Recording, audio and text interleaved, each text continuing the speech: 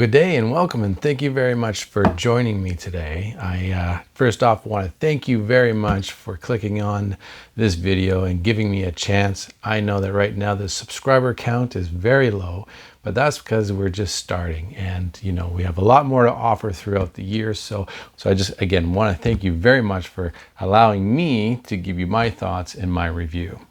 So this is how it's going to work. I'm going to give you the things that I like, the things that I didn't like, and then in the end I'm going to give you my recommendation to let you know whether or not I think this movie was worth it. Is it worth the money?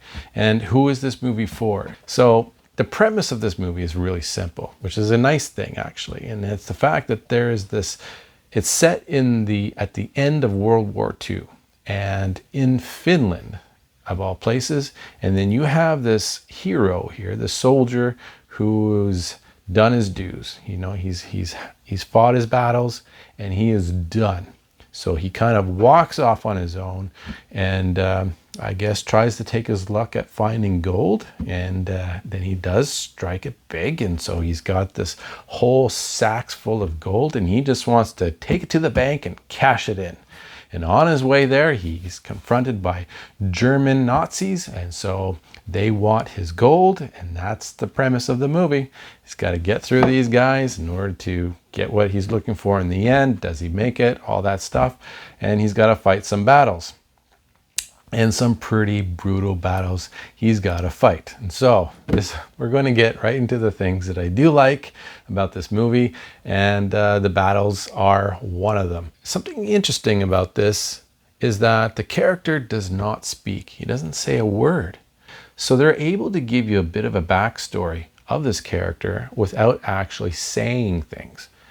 There's a few times in the movie where they have another character explain a little bit about him, but all they're really explaining about is the legend of him. So visually, they're showing you as opposed to just telling you, and I think it works really good. I think the last thing that I like about this in particular is the fact that it's not a walk in the park for this guy. He's being dragged through the mud. He's getting brutally beat himself. He's getting shot at times.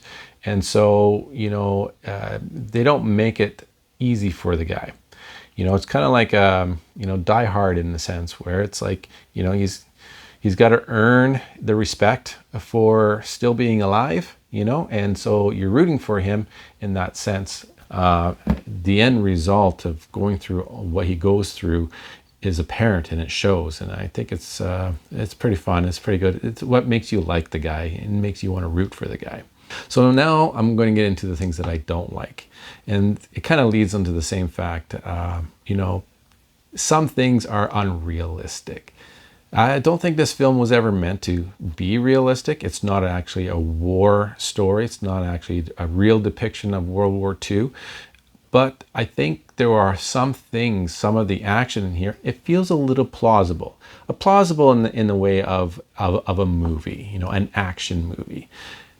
I'm a little confused by some of the choices that they make, because there are some things that were absolutely not plausible. There are things that there's just no way those things were going to happen.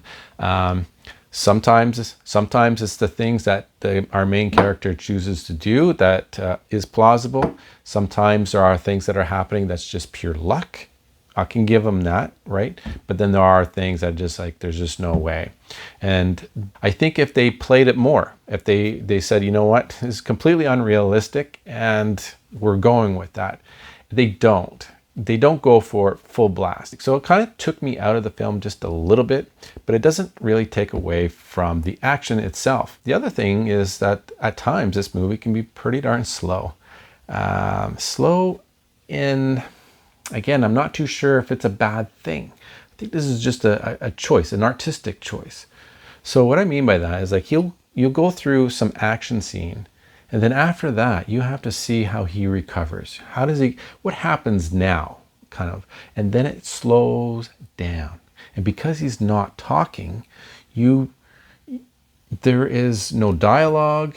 He's alone, so there's no one that he's interacting with. So you're just in the quiet. with no music, no sounds other than the small sounds of whatever it is he's doing. Like I said, that's a bit of an artistic thing, and I think it works. It really does work. The problem is I think it happens too often. I think I would have liked to have seen the main character talk a little bit. I think it's kind of cool that he doesn't talk at all. You know, it is something that you're admiring when you're watching it. He's not saying a word, but I think at times it would have been just nice.